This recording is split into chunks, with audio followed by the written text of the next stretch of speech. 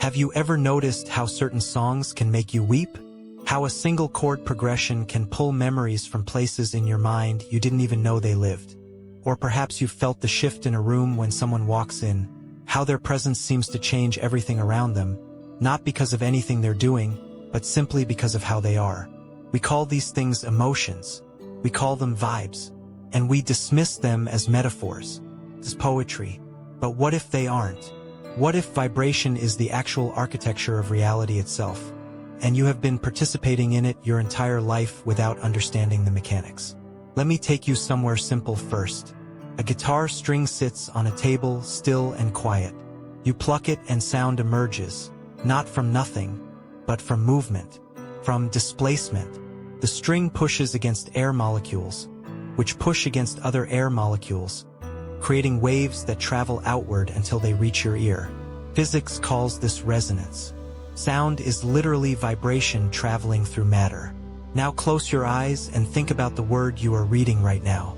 Think of the word love. Feel what happens in your body when that concept arrives. The warmth in your chest, the softening behind your ribs, the slight expansion of your breath. You just created a physical response to an idea. Thoughts have weight. Emotions have frequency. And everything around you, from the air filling this room to the floor beneath your feet, is responding to what you are broadcasting. Human beings are approximately 65% water, which makes us excellent conductors of vibration. Your heart generates electromagnetic fields 40,000 times stronger than your brain, and these fields extend several feet beyond your body. When two people meet and something clicks, the feeling of being in tune, they're not imagining it. They're experiencing resonance between their own energetic signatures. I learned this the hard way, actually. I spent years in relationships where I could feel the tension before my partner even spoke. A shift in posture. A change in tone that wasn't there yesterday. And sometimes I couldn't name what was happening until much later, until they'd tell me about their day, their fears, their silent struggles, and suddenly everything made sense. The vibration had been speaking long before the words arrived. Consciousness itself appears to operate on vibrational principles rather than mechanical ones. You've probably noticed how a thought can enter your mind fully formed, as if arriving from somewhere else entirely. Ideas don't seem to come through logic or reasoning so much as they arrive, like radio signals you tune into rather than construct yourself. When you're relaxed, open, at ease, the range widens. You receive more. When you're tense, anxious, closed, the signal grows fainter and eventually drops out entirely. The quantum world reveals something even stranger. At the subatomic level, particles exist as probability waves until observed or measured, meaning reality itself seems to shift in response to attention. The observer effect isn't mystical. It's mechanical. You're participating in what becomes real simply by looking at it. And because you are fundamentally energetic beings rather than solid ones, your inner state is the measurement that collapses possibility into actuality. What I'm trying to describe here isn't about positive thinking. This isn't about forcing yourself to be happy when everything feels heavy. The distinction matters deeply because true vibration responds to congruence, not performance. A smile forced over grief creates dissonance. The universe doesn't ask you to pretend. It asks you to become honest with what's actually alive inside you right now. Your thoughts are broadcast constantly and silently into the field around you. Every conversation contains invisible information. You're transmitting fear or hope, certainty or doubt, and other people pick up these signals whether they know it or not.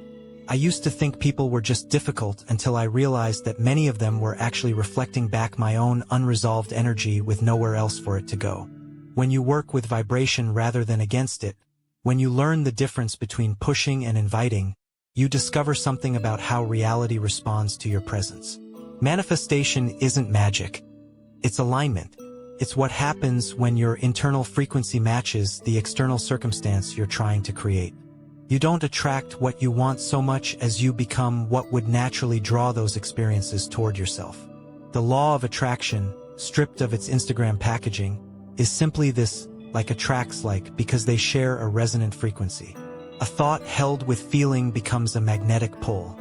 An emotion sustained long enough rewires your nervous system to recognize and respond to matching circumstances in the world around you. This isn't new information, it's physics applied to consciousness rather than machines. There are practices that help you become aware of what you're broadcasting, though they sound almost too simple to be effective. Breath work that shifts your state before you enter a room. Movement through nature that reminds your body it was built for this planet.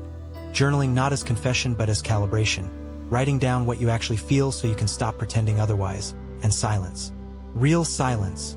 Not the absence of noise but the presence of stillness, where you finally hear what's been playing underneath everything else all along. I've found that the most powerful shifts happen in small moments. The quiet morning before anyone wakes up. The space between one breath and the next. The pause after someone finishes speaking when you haven't yet decided what to say back. These are the moments where vibration becomes visible if you're paying attention. Reality responds to congruence rather than force. Authenticity isn't moral, it's energetic. When your outer world reflects your inner state without pretense, something remarkable happens. Life begins moving through you instead of requiring effort from you. Things fall into place that previously required manipulation and negotiation. Opportunities appear that couldn't have existed when you were operating from a different frequency entirely. What I'm really trying to say is this: everything around you, every relationship, every circumstance, every opportunity or obstacle, is responding to what your consciousness is broadcasting at any given moment.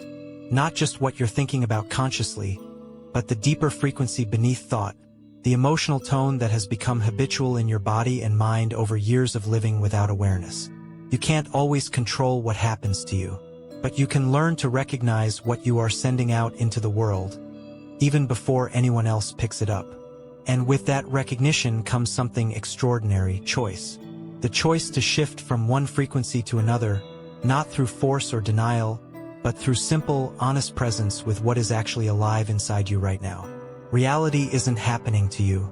You are participating in its creation every moment, through thought, emotion, attention, and breath. And when you finally see this clearly, it doesn't make life easier so much as it makes your participation visible. No longer a passive participant wondering why things keep going wrong, but an active co-creator who understands that vibration is the language through which everything communicates with itself. The world around you is always listening.